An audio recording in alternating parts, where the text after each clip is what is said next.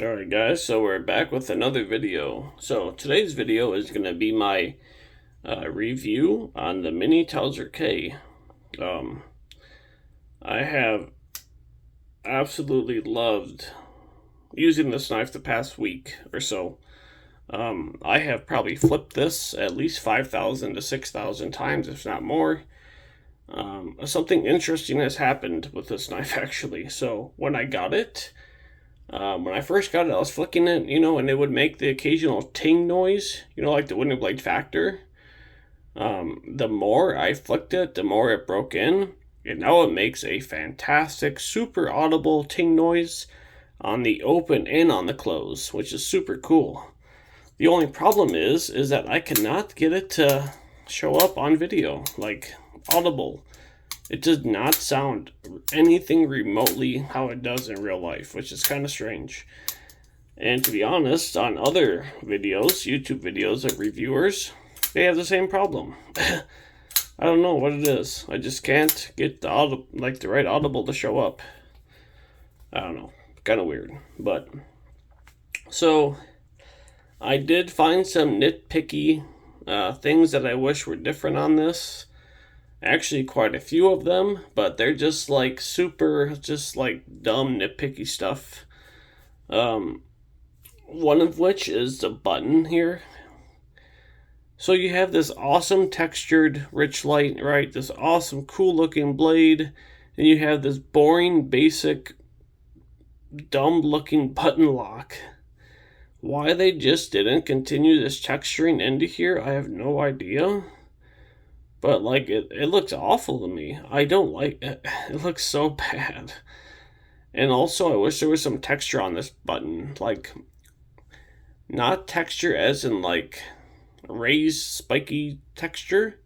But just some, like, circle pattern, Just some, like, gee, I don't even know if I have anything to show you that would, like... I don't know. You know how thumb studs have those circles, right? That go up and they get smaller as they go up. If this had that, but just flat. If it didn't go up, just some detail work on it, The button does work great. It does kind of stick out quite a bit. However, I have not once used this and felt that I would disengage the button. So, anywhere you put your hands on here, even back here, up here, you're not at risk of pushing that button on accident, which is really nice. So, I have had knives that you are at risk of that, but this one is definitely not one of those knives. So, that's one thing. The second thing is this jimping. This jimping goes up 75% or 65% roughly of the spine. Just carry it all the way up. Just carry it all the way up to here. The reason why I say that, the jimping is nice if you hold it back here, but if you choke up on here, your thumb wants to go way up here.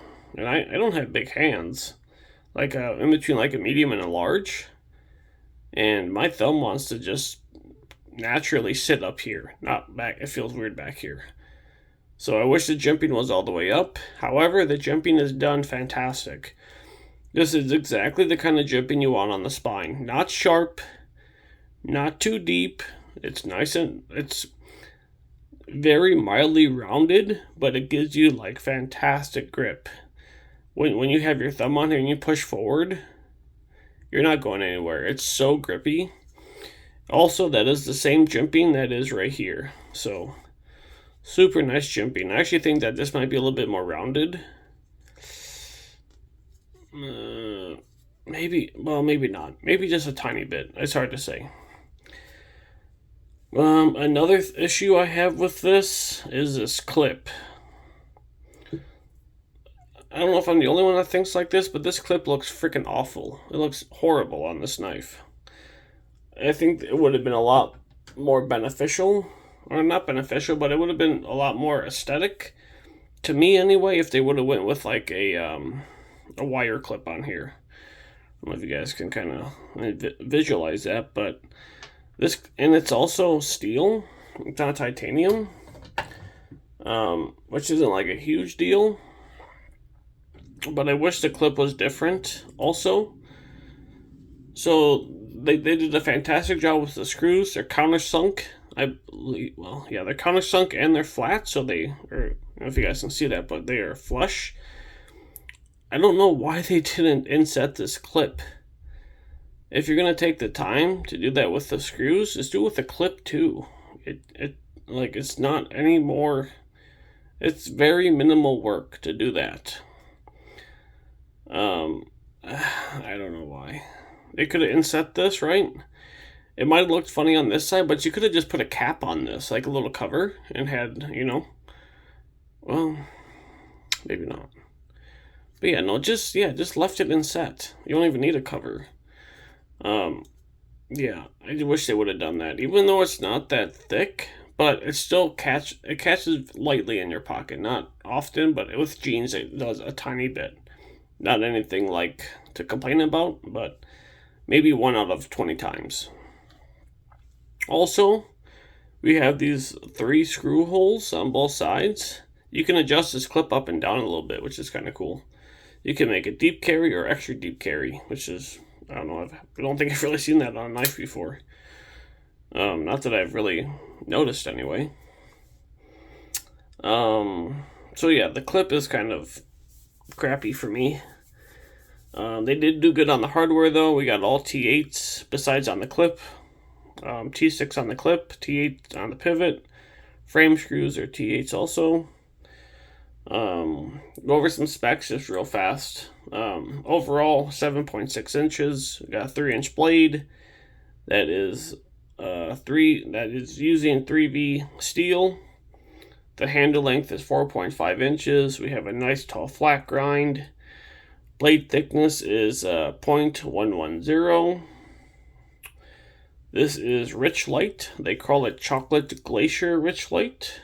The liners are stainless steel, designed by AZO, and the weight is 3.9 ounces. I also like that the liners are like nice thickness for this knife. They're not overly thick, they're not too skinny.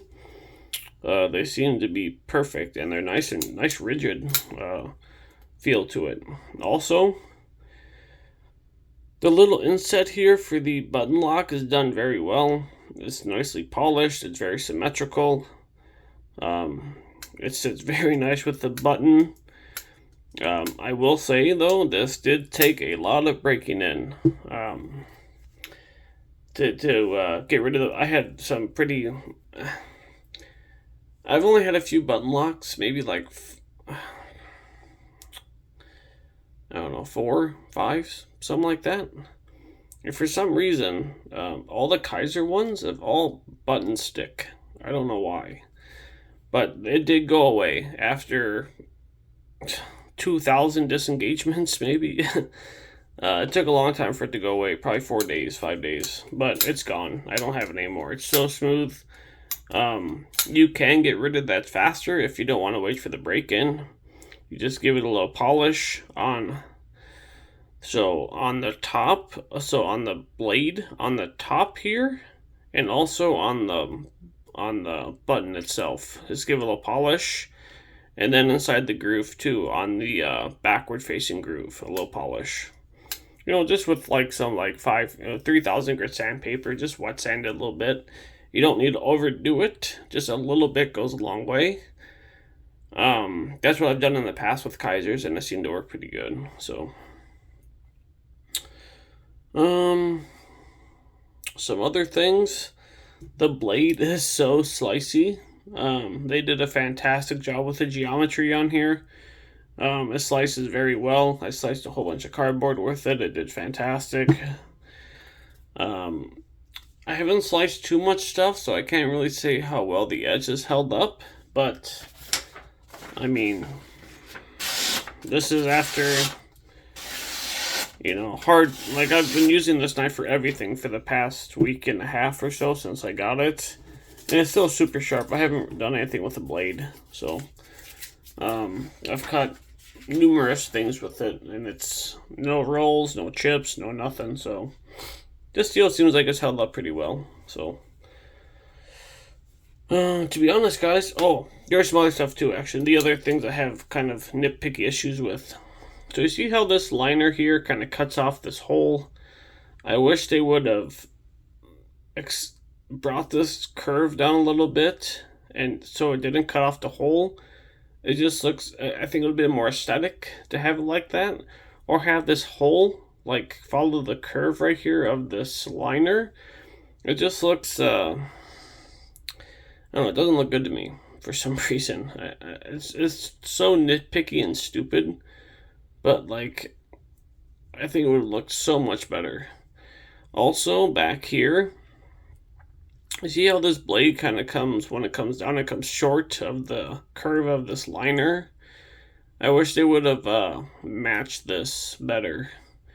Made this more of a steep angle to match the curvature. I know that the full size has the same scale size, but the blade is like 0.4 inches bigger, so I'm curious to see how that fits in this. It must, I mean, it must be, yeah, I'm almost positive that scale size is big. If not, I'm almost positive. I think I looked at like 3 or 4 times just to make sure. But I'm curious to see how that matches up. But I would just wish this curvature was like even, you know. But yeah, I mean, it's just so nitpicky stuff. I kind of like though that you can see the blade through the holes. It kind of gives it a cool little effect there. And it actually gets the edge bevel. So if you have a mirror finish on your knife, you get a cool little effect out of here. Effect with the mirror polish. I think it'll look really cool actually in the light. You get some cool looks out of there. The rich light. I have felt a lot of rich light. This is the best rich light I have ever felt. It is almost like a micarta texture. When I got it though, it was a little rough, but it's broken in very well. It feels really nice actually. It almost feels like if you were to push on it, you would have a little bit of give, but you don't. I don't know really how to explain that, but yeah, it's great feeling rich light. This rich light feels better than on the original Towser K with that blue stuff. This feels better, even though it's probably identical. This just feels better to me. Yeah, I think that's really about it. I love this knife. It's fantastic. I like smaller blades, so that 3.4 inch one is a little bit too long for me.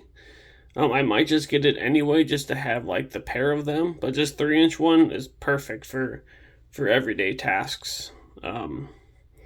It fit, yeah. So with me, I like blades between like 2.75 and 3.25 roughly, more of the lower end of that. So this one is perfect for me. The scale size, it fits in your hand great. I mean, if you choke up, I mean, you kind of have a lot left back there, but if you have big mitts, I mean, this will fit an XL hand, I think, just fine. I mean, my hand is between medium and a large, and I have like a whole inch back there when it's choked up. So this will fit anyone's hand. So you don't have to worry about that. So yeah, I mean, just those couple nitpicks I have. The biggest gripe though is this button. I hate how basic that is. Also too on the button, you don't have to worry about disengaging. In any kind of hold, any way you hold this, you're not going to disengage that button on accident, which is nice. I've had one knife that you ran a risk of disengaging, but this one you're so far away from it in any grip that you don't have to worry about that whatsoever.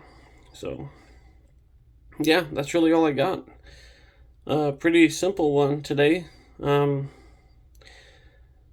This one is sold out. As of September 25th.